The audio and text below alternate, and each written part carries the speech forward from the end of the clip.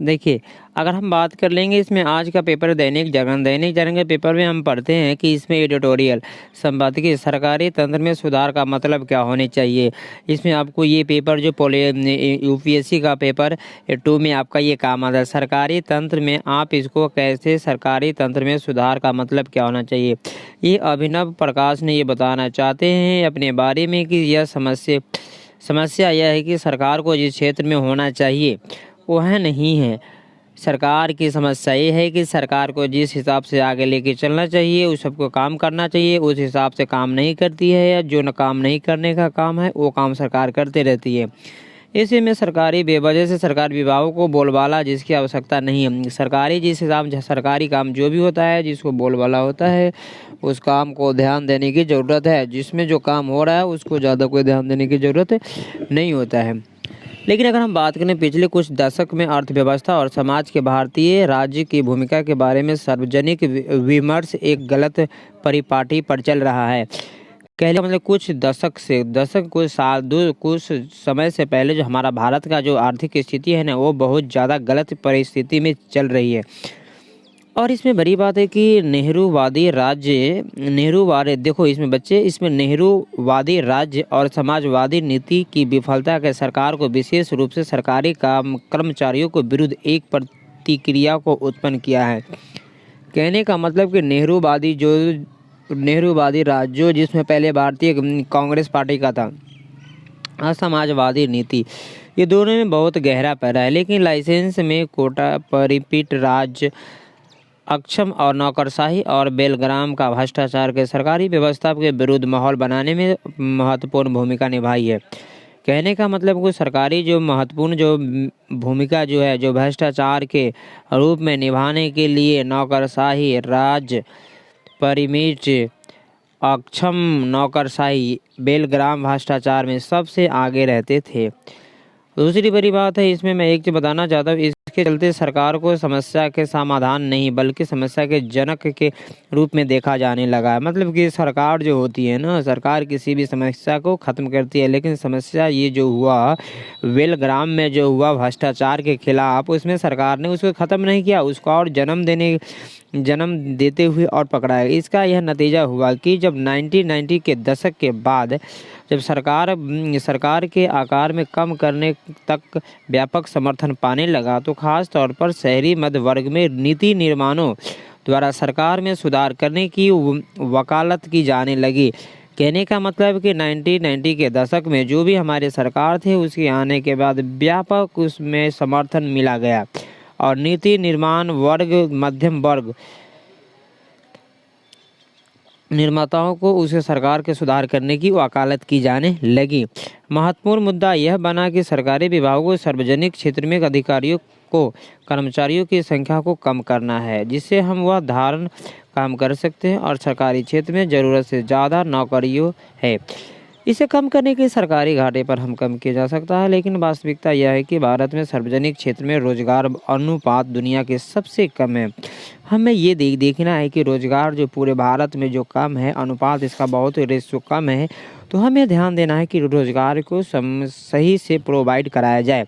और 7वें वेतन आयोग के अनुसार अगर रेलवे में डाक विभाग के निकल दिया जाए तो उसमें 1 लाख लोगों के केवल 139 सरकारी कर्मचारी हैं, जो कि इसके विपरीत संयुक्त राज्य अमेरिका में बाजारवादी और केंद्रित न्यूनतम सरकार वाले देश की प्रति 1 लाख निवासियों पर 668 जो सरकारी कर्मचारी है वह भारत में ज़्यादा सरकारी कर्मचारी रेलवे, डाक विभाग, गृह मंत्रालय और रक्षा मंत्रालय के तहत काम करते हैं।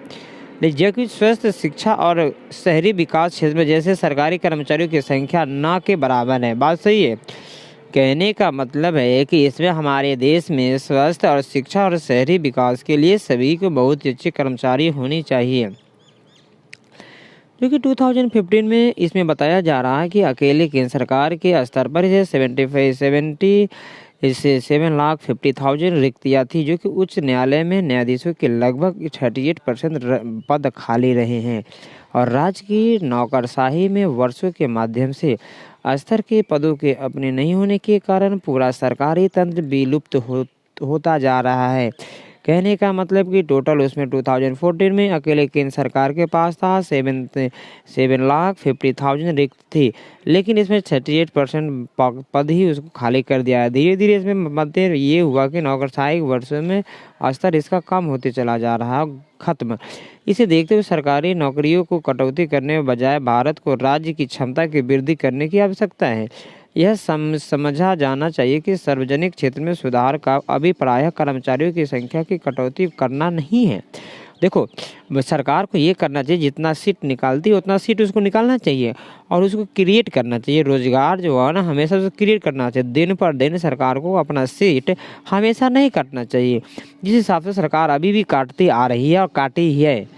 पूर्ण गठन करने की है जो समस्या यह है कि सरकार को जिस क्षेत्र में होना चाहिए वहाँ नहीं, और बेवजह से सरकारी विभागों को बोलबाला है जिसमें कि आवश्यकता नहीं है। देखो, कहने का मतलब जो भी सरकारी कर्मचारी है, जो भी बोलबाला है, उसमें अच्छी पकड़ है, उसमें सरकार को हस्तक्षेप नहीं करना चाहिए। लेकिन इसमें होता है कि सरकार उसमें हस्तक्षेप करने लगती है, जितनी रिक्तियाँ होती है उसे कम निकलती है।